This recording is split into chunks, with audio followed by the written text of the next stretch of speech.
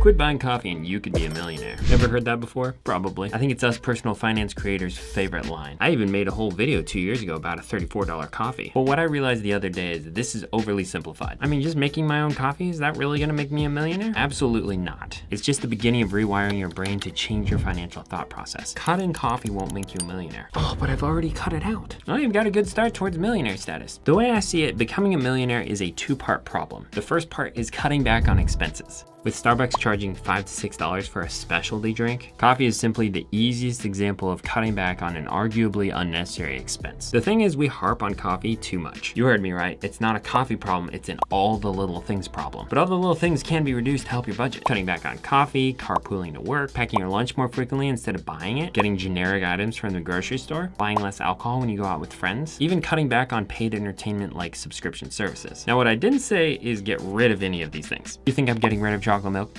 While I would applaud you for actually ending some of these expenses, I want you to make a change even if it's gradual instead of going cold turkey and giving up within a week. The truth is, cutting back really will make a massive difference on your future. In the example I mentioned, buying a $3 coffee now is essentially like buying a $34 coffee in the future, because the $3 that you spent could have been invested and turned into $34 in a 40-year period of time with a 6% rate of return. If you did that 3 times a week, 1 year's worth of coffee would be effectively $5,300 down the road. So I took a survey on my YouTube channel. Apparently 56% of you who answered don't even mess with buying coffee outside of your home. Props to you. On the other hand, 7% of you who responded spend over $30 a week on coffee or tea outside of your home. So in this scenario, you're looking at 1 year's worth of coffee costing you $1,560 this year, but effectively costing you $17,100 in 40 years if you invested it. Side note, I have a lot of polls on my channel, so subscribe if you'd like to participate in the fun. Now I get it, this may seem like an extreme example, but like I said, it's not just coffee. Ladder Life Insurance had a survey conducted where they looked at unnecessary expenses that Americans make every year. And wouldn't you know it, it was a lot. Here are some of the craziest expenses that the average American makes every month according to the survey. Over $200 for dinner at restaurants, $188 for drinks with friends and coworkers, $177 for takeout and delivery, $173 for buying lunch, $93 for subscription boxes, $84 for unnecessary online shopping, $45 for streaming services, whether music or movies, and that's only some of them. They all add up to $18,000 per year, which coincidentally is the same amount as the maximum allowable contribution amount for 401ks in 2017. My point is this, it's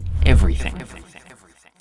It's every little purchase that you and I justify every day. Every lunch, every subscription, every impulse, 18 grand. Now don't cut out all your coffee. Cold turkey probably won't work if you have a very established coffee habit, but make an effort to change the habit. Even if you cut out a third of each of these expenses that I just mentioned, that would be 6 grand that you could put towards other things every year. Either necessary expenses or debt payoff or investing. I'm not saying this super vaguely either because I have an idea. This is gonna sound crazy, but bear with me. If you don't already have a budget that you stick to, open a savings account that's attached to your checking account. When you want to make an unnecessary purchase but don't, literally transfer that money from your checking account into your savings account. If it's a $3 coffee you didn't buy, literally transfer $3 whole to your savings account. Or you can just track each thing and transfer the money in batches. It'll give you a visual representation of what you didn't spend. And you can choose to use this money for other more necessary items. Which brings us to the second part of this two-part problem of becoming a millionaire. Cutting back expenses isn't enough to become a millionaire. It's the intentionality of taking the money that you've transferred into a savings account and putting it towards other things. Now, I recommend following Dave Ramsey's baby steps of personal finance. It's a clear-cut path for accomplishing this. Thousands upon thousands of people have done it. So after you've cut back on expenses, then take the money that you've saved and put it towards a starter $1,000 emergency fund. It's not a lot, but it'll help tide you over until more cash is available. Next, pay off your consumer debt. Credit cards, personal loans, car loans, student loans, whatever. Line them up, smallest to largest, then pay minimum payments on all of them except for the smallest one, where you put all of your extra money to pay it off. As you pay off the smaller ones, then you work your way up the list. It's the snowball method because it builds momentum and you'll progressively have more money to throw at the larger debts. After you've paid those off, then finish building your full emergency fund of 3 to 6 months of expenses, and then hit up your investments with 15% of your income, simultaneously as you pay off your home early and save for your kids' college if you have them and if you choose to do so. After you pay off your house, increase those investments to beyond 15% of your income to hit that millionaire status. status. Yes, it's a lot of steps, and I understand you don't get to the investing part very early, but those early on steps are vital to building a good foundation for your personal finance. And it's worked for thousands upon thousands of people who have done it. Now, my question for you is this: what expenses do you see on a daily basis that you're justifying that you can cut back or